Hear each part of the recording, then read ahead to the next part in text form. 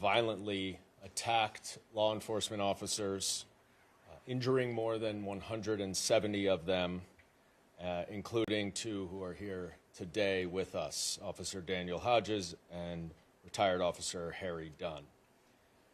The pardoned defendants and convicted criminals, all of those who were convicted, of course, were convicted by either a unanimous jury of 12 or they admitted guilt to the crimes that they were charged with, included more than 600 who were charged with violent offenses, with assault.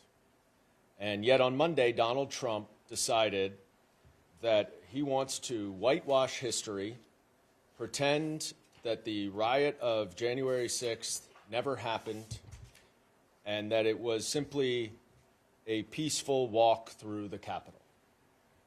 Unfortunately for him, video and photographs don't lie. And we've all seen the video.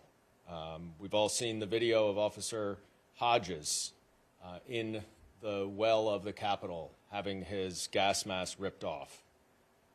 We've seen the video of Officer Fanone, who was carried outside and who was tased by one of the defendants, one of the criminals who was released.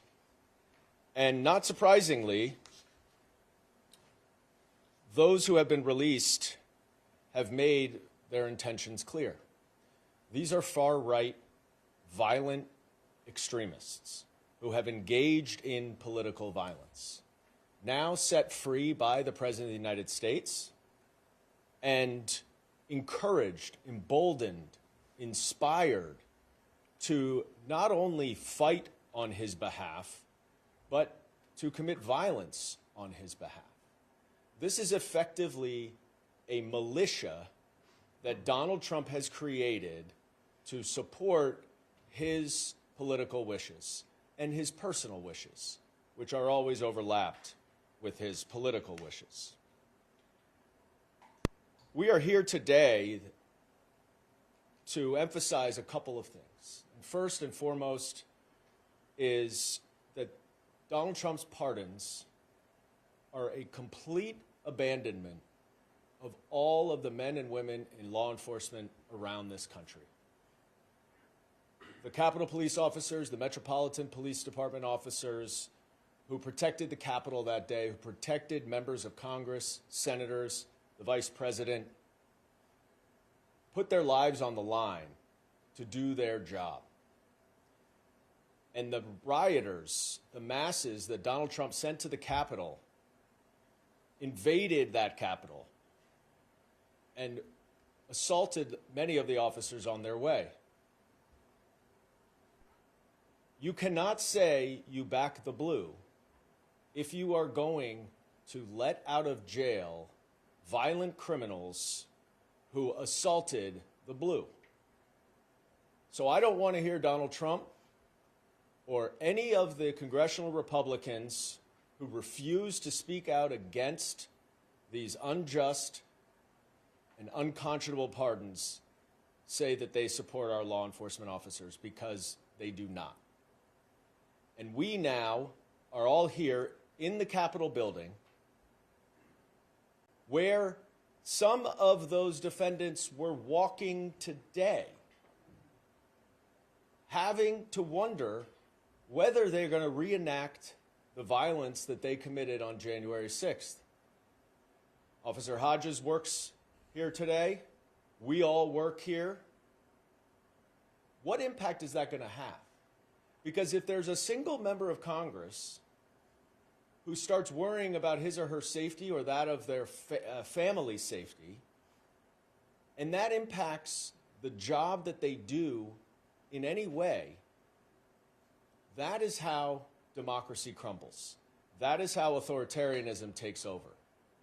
Because if there are personal safety concerns that influence the way that we elected officials do our job, then we cannot represent our constituents in the way that we took an oath to do.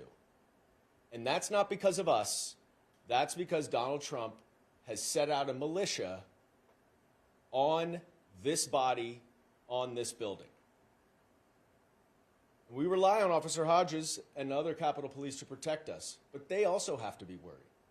And it's simply unacceptable that the President of the United States would release so many violent criminals, so many people, some of which were convicted of seditious conspiracy, a very rarely charged crime. And it's simply unacceptable.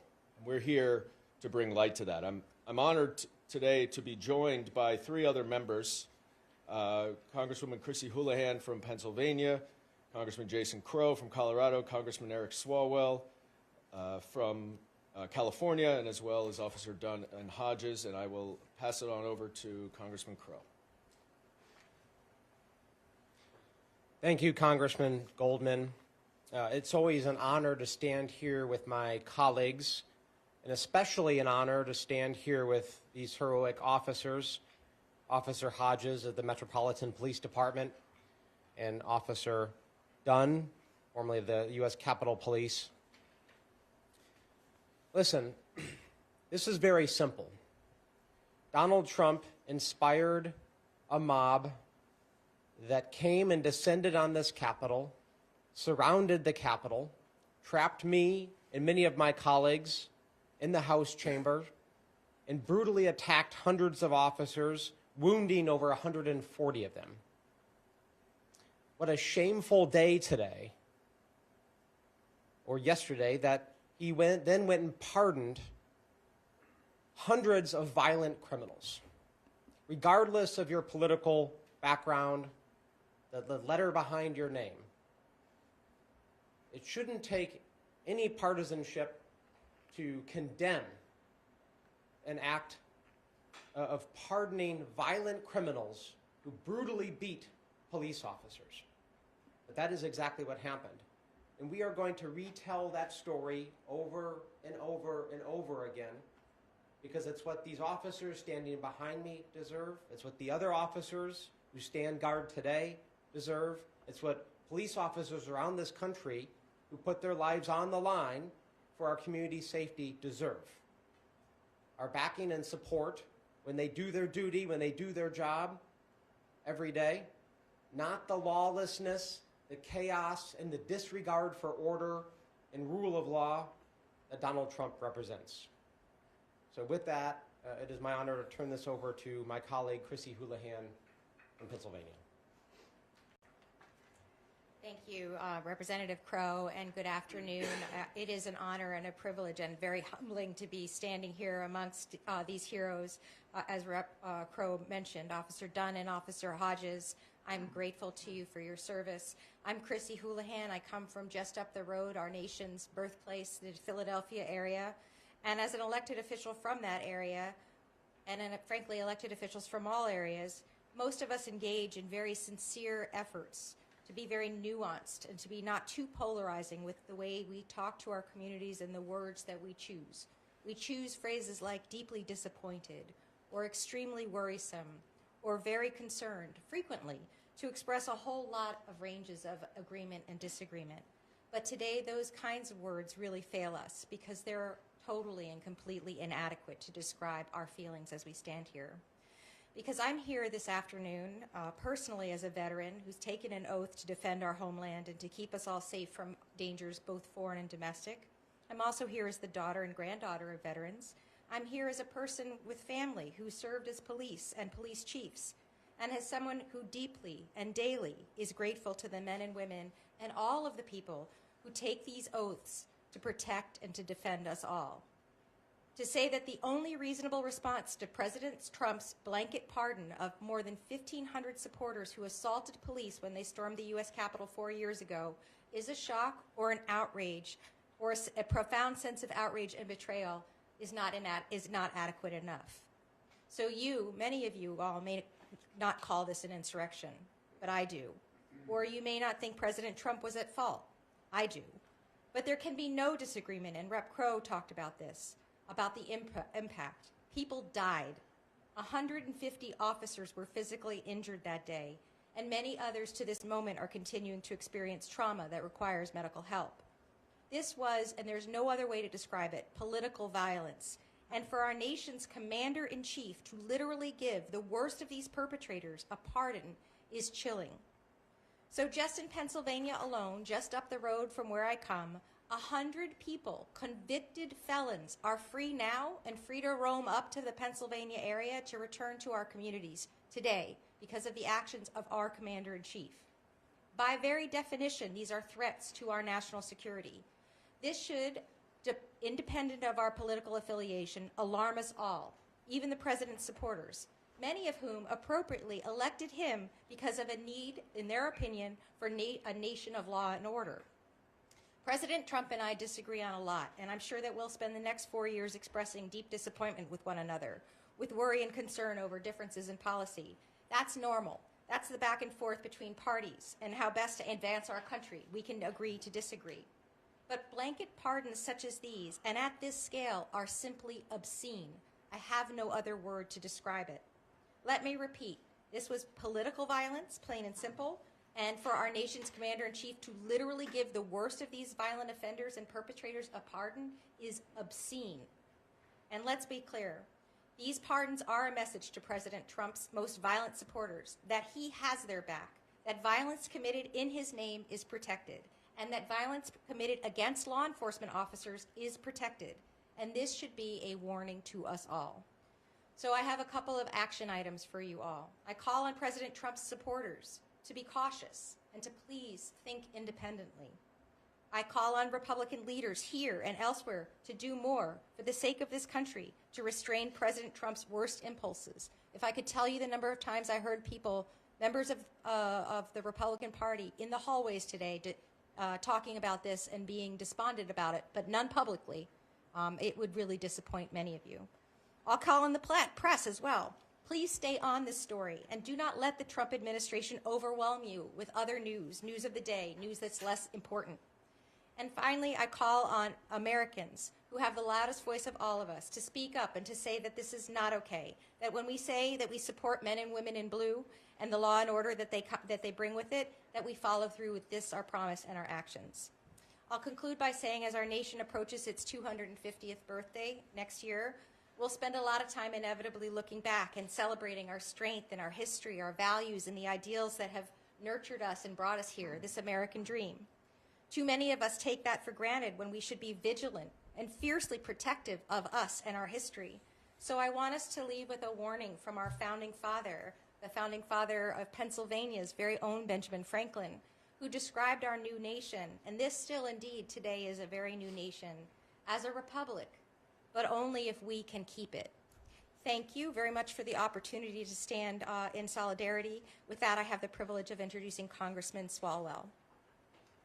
Thank you, Chrissy. And thank you, Dan Goldman, for organizing this, and to Jason and the officers. My name is Eric Swalwell. I'm the son of a police officer. I have two brothers who today still walk the beat. I'm a former prosecutor. So I can tell the difference between a cop and a convict. And Donald Trump just unleashed and released into our communities over 1,000 criminals, many of them who committed violent acts. And nothing about what Donald Trump did erases what those individuals did on January 6th. Nothing erases what they did. But we should erase this concept that Donald Trump and the Republican Party have the backs of law enforcement officers. Donald Trump does not back the blue. He backs the coup. And this action makes that absolutely clear. I was in the chamber on January 6th, and I'm eternally grateful to officers Hodges and Dunn, Officer Mike Fanone, Sergeant Gunnell, Officer Sicknick, who lost his life that day. And I want to just remind everyone, particularly my Republican colleagues, that these individuals were not convicted at jury trials. Overwhelmingly, they pled guilty. And it's okay if they were convicted at jury trials, and some of them were.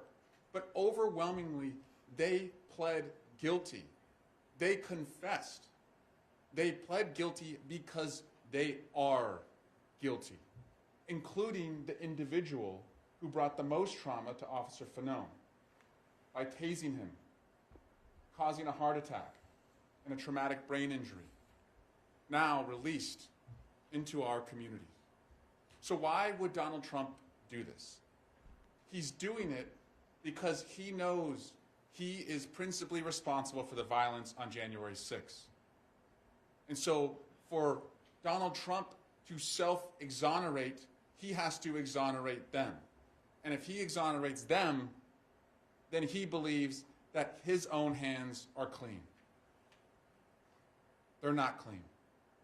We're not going away. It's said that history is written by the winners. Donald Trump won an election, but he has not won the truth. So we're not going to let this go away. We're going to hold our Republican colleagues to account. They have a very thin majority in this caucus. They could not do anything in the last Congress without the majority of the votes coming from Democrats. So we're going to stand up for law enforcement. We're going to stand up for our democracy. And this story is not yet complete. And with that, I do want to introduce one of the heroes of that day, and that's a former Capitol Hill police officer, Terry Dunn. Good afternoon. Forgive me for the Fetterman get up. I like to be comfortable talking about uncomfortable things. Was just going to talk off my head, the top of my head, and I know I could get a little carried away, a little emotional, angry. And if you're not, something's the matter with you. But I did write down something that I did want to make sure that I say. Donald Trump made what he did a campaign promise. He was clear about where he stood. He was proud of the people who stormed the Capitol on January 6th. He made this very clear on January 7th, 2021. Anyone pretending to be outraged and shocked and surprised, you just haven't been paying attention. The Republican Party has long claimed to be the party of law and order. Back to blue. However, many lawmakers' silence and refusal to push back against Donald Trump's actions make it incredibly hard to take that claim serious. Many of the officers that were brutally assaulted that day are the same officers who protected Donald Trump on Monday. Think about that for a minute. Just sit with that for a minute. The same people that Donald Trump sent to a mob to attack are the same people that made sure he was safe on Monday. They're the same officers who protect members of Congress every day, to include Speaker of the House Mike Johnson. He has a security detail. Mike Johnson's security detail spends more time with him than they do their own families. So these Republican members that are scared or whatever, lack the courage to speak out against what Donald Trump has done. Like the Congresswoman said, they tell you in private that's not good enough. That's what I just wanted to make sure I said. Now I just rant off the top of my head. I'm upset. It's been 4 years of us. He's off. Danny, Sergeant Gannell, who's not here right now. Sergeant Gannell would love to be here right now. He's struggling, like a lot of us are. He would love to be here. We've been saying the same thing for 4 years. A lot of reporters called me and asked me to react to the news of the pardon. What more do you want me to say? What can I say differently that I haven't been saying for 4 years? His supporters, his encouragers, his enablers in Congress didn't say anything when Donald Trump told you exactly what he was going to do. My outrage, sure, it lies with Donald Trump. It lies with, absolutely. But I think I'm more upset at the people who are more surprised now and shocked now that Donald Trump did what he said he was going to do from the start. Christopher Wray called these individuals domestic terrorists. Y'all didn't win. Y'all not going to win. On January 6th, I was surrounded by a group of brave men and women who refuse to quit. I'm really honored right now to be surrounded by some brave men and women right now in the Congress. I really appreciate you all. The winner writes history. He ain't win. He's not going to. I'm not going away. That's it. Sorry, Danny, go ahead. Yeah, Danny. No, I'm going to just say one quick story about Officer Hodges before I introduce him. Officer Hodges just finished his 6th straight 12-hour day protecting the Capitol for the inauguration of Donald Trump. Many people have seen that video. I had the opportunity to meet with him in July of 2021 in preparation for the first hearing of the January 6th Select Committee. And I was speechless after he told his story, his emotions pouring out. And that was 3.5 years ago. And it is shocking that we are here and that all of the effort and the work and the pain that these officers have gone through have tried to be erased by Donald Trump. Officer Hodges.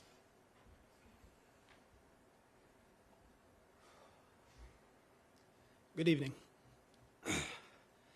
I'm here today in my personal capacity, and I hope you'll forgive me if I am a bit scattered because, as the Congressman said, I've been working pretty much nonstop since last Friday, I think, for Donald Trump's second inauguration. Working to make sure that everyone who came to D.C. had adequate law enforcement services, that they were protected, that the transfer of power was peaceful. It was kind of surreal on Inauguration Day, having all these people wearing MAGA hats. They saw me and they saw my uniform. They didn't recognize who I was, but they thanked me for my service. And it reminded me of January 6, 2021, because on that morning they thanked me for my service too. And then they went into the ellipse and listened to Donald Trump speak. And Trump was told they were armed and he didn't care. He told them they had to fight. Fight, fight, fight. And then he sent them to the Capitol. And once they went to the Capitol, they didn't thank me anymore. They called me a traitor, telling me to remember my oath.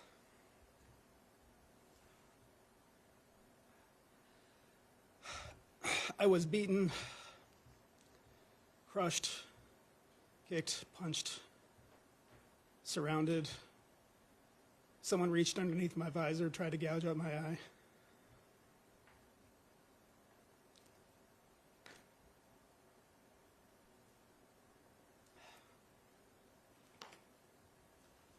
And all these people were just pardoned by Donald Trump, who says that they were the real victims, that they were the patriots. I don't understand how anyone can believe that. Donald Trump, everything he is, everything he stands for is anathema to me. But he is the President of the United States, and he's going to leverage that power in terrible ways. And one of the first ways he chose to do that was to pardon everyone from January 6th who tried to stop the transfer of power and usurp the will of the people. I hope that the guardrails that remain in our government are sufficient to preserve the Republic for the next 4 years. And I would encourage everyone watching to look with fresh eyes on what Donald Trump is doing, what he's saying, and continually ask yourself if this is who you want to represent yourself to your children, to everyone else in the world, to your neighbors, to your friends, to your family. Because while he has been elected,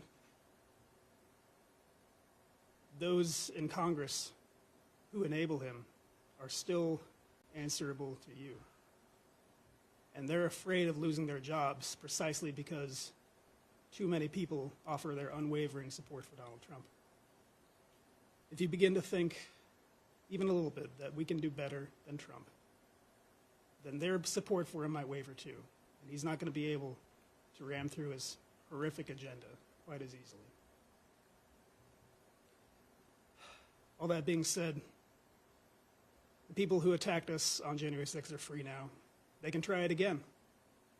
And they'll know, if they try it again in the next 4 years, they know they'll get pardoned again.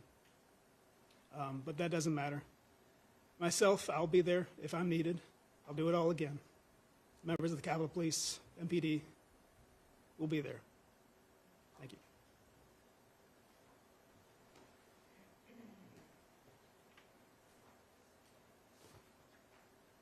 As Officer Dunn said, we invited Sergeant Aquilino Ganell to join us today, but he declined because he's understandably very upset with what has happened. But he sent a statement that I'm going to read.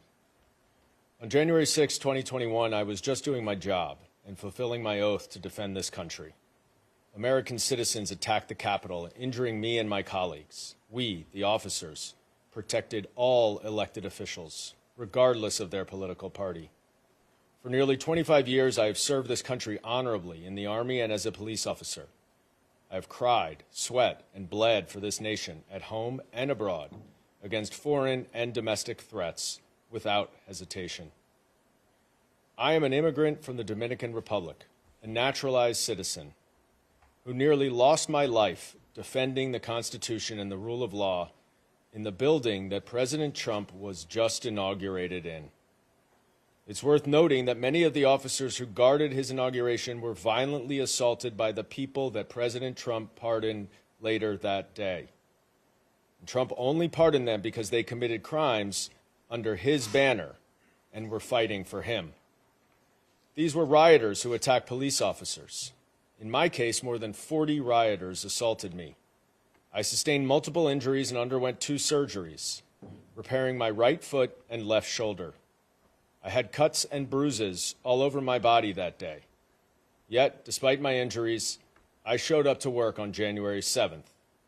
Exhausted, traumatized, injured, and betrayed, I continued protecting those same lawmakers who turned their backs on us. For a party that claims to have the high moral ground when defending the rule of law, law and order, and backing the blue, these pardons are the height of hypocrisy. The veil has been lifted. The Republican Party does not support the officers who saved their lives from the enraged mob who made them run in fear for their lives. At the tunnel entrance, I risked it all. I was maced, overwhelmed, and attacked for trying to prevent the marauders from hunting members of Congress room by room. Yet Republican elected officials turned their backs on us. They refused to acknowledge the siege. They excused and condoned what transpired instead of denouncing and condemning the assault.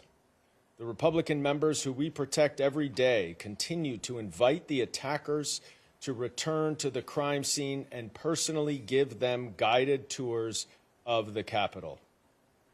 They are welcomed as heroes, but treat the officers as thugs, dishonoring our service of saving their lives. They refuse to install a plaque with the names of the officers who defended the tunnel entrance as mandated by their own laws. It's a miscarriage of justice, a betrayal, a mockery, and a desecration of the men and women that risked their lives defending our democracy. I thank President Biden for issuing preemptive pardons for me and my colleagues. I did not seek a pardon because I did nothing wrong, but my family and I are grateful for unnecessary measures. I never thought honoring my oath to protect and serve and speak truth to power would require a pardon to protect us from those very same people who claim to support police officers, the rule of law, and the preservation of our democratic system of governance. Because that is what I did to the point of nearly losing my life. And to many Republicans, that's my greatest sin. Sergeant Aquilino Ganell. We're happy to open up to any questions for anyone here. Yeah, I just wanted to start. I don't know if you heard that Stuart Rhodes, the founder of the YouTubers, was here in the Capitol complex today. You will have a reaction to that. And coming meeting with lawmakers apparently. Not surprised. Lauren Boebert was at the D.C. jail yesterday and thanked everybody that was released and said she would be happy to give them tours of the Capitol. However, myself and Michael Fanone went to meet with Lauren Boebert to ask her why she voted against giving the U.S. Capitol Police the Congressional Gold Medal. She refused to meet with us. I'm not surprised, and we're going to see a lot more of that. I heard that Stuart Rhodes was petitioning GOP members to try and secure the release of whatever remaining January 6 convicts there are. I guess he's trying to fill out the ranks of his new militia.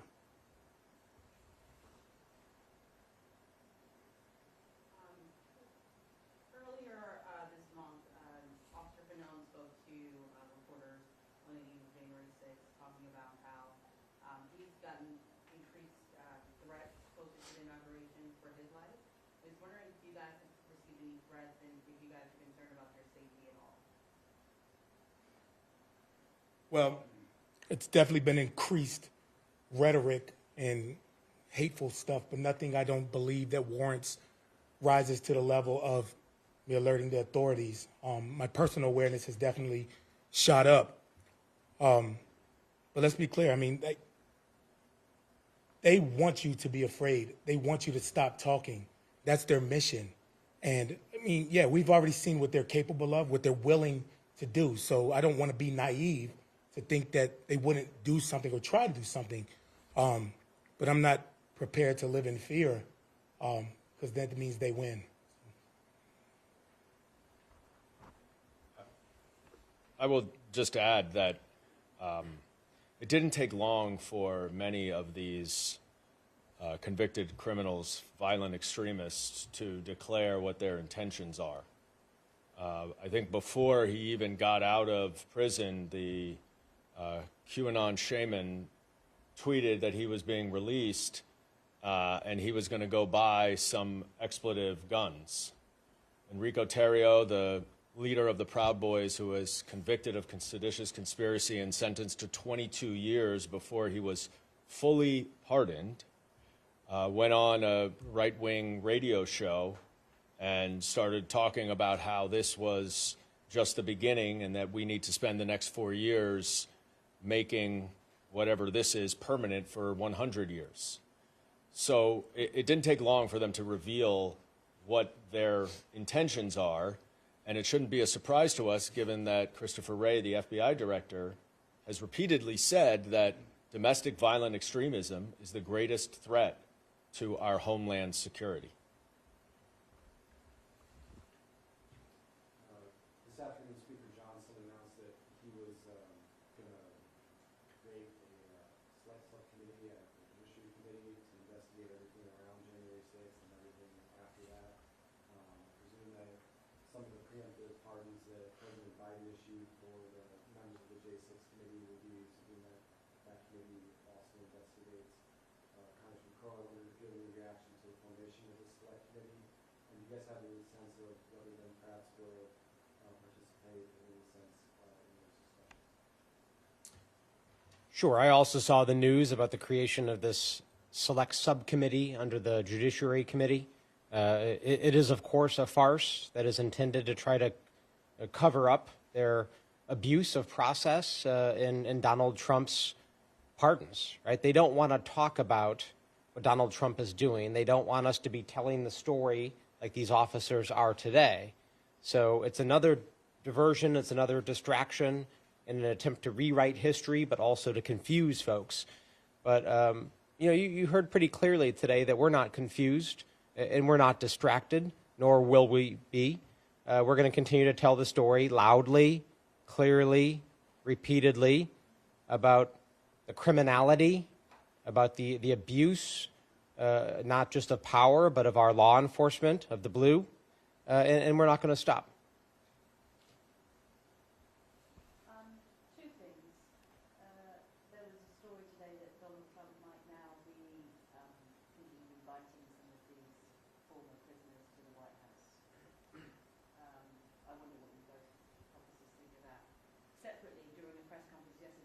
he's asked to defend his actions, specifically vis-a-vis the prisoners that beat up police officers like yourselves.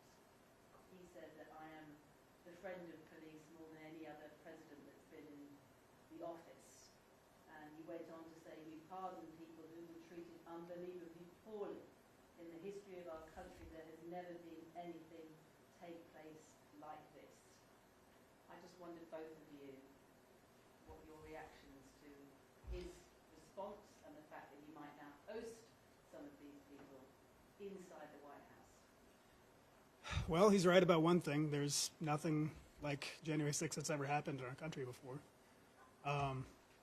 And Donald Trump is not a friend of the police. What Donald Trump is a friend to is anyone or anything that flatters him, increases his wealth, or secures his power. Now, through his life, he has attained a great deal of wealth and power, and allegedly. But it's our law enforcement's duty to uphold the law, and that involves protecting him. So he appreciates that aspect of law enforcement, and that we guarantee his safety and his place in society until the voters choose differently. And as for inviting these people into the White House, I mean, yeah, of course he would do that. He recorded them singing the national anthem and played it at his rallies. He's absolutely tied himself to these people, and he can't let go of that, because if he were ever able to come close to the truth, he would have to admit his own role in the insurrection, and that's never going to happen.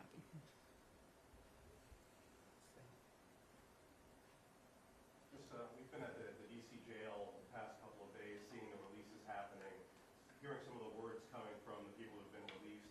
As you mentioned, the winner gets to rewrite history. Many of them saying that they're going to be remembered as heroes in all of this, who fought against tyranny. When you see those releases, when you hear those words, just what is the reaction, and what's the feeling that you get inside? They want to be remembered as heroes. Danny, myself, I think I speak for every single other officer. We don't want that title. I just want accountability. They're seeking to go down in history, and I'm seeking to make sure our history continues. But it's no surprise that that's their rhetoric. They believe that.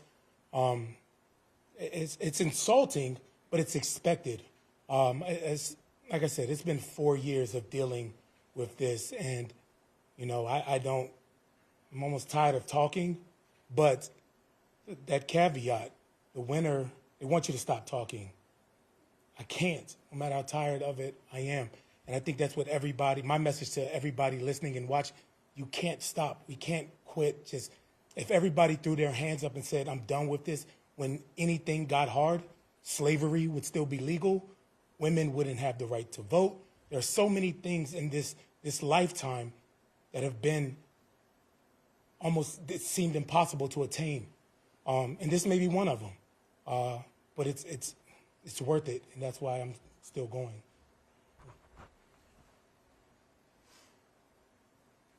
You cannot normalize Donald Trump's actions. We cannot pay attention to what he says, because everything he says is a lie or belied by his actions. The American people need to pay attention to his actions. He paid a lot of lip service to helping the middle class during the campaign. He even said it on Monday in his inauguration address. There is not a single executive order that he has issued over the last 3 days that helps the middle class. In fact, the only one that really relates to the economy increases the prices of prescription drugs, undoing what President Biden has done. And then when he's confronted with the fact that that man right behind Officer Dunn in the red was released after tasing Officer Fanone, you know what Donald Trump's response was? We'll take a look at that. What do you mean we'll take a look at that? You just pardoned him. There's nothing to take a look at. You take a look before you make this decision. But this decision was as much about himself and rewriting history for himself as it is about the criminals that he let free. And we all have to hold him accountable. Thank you all.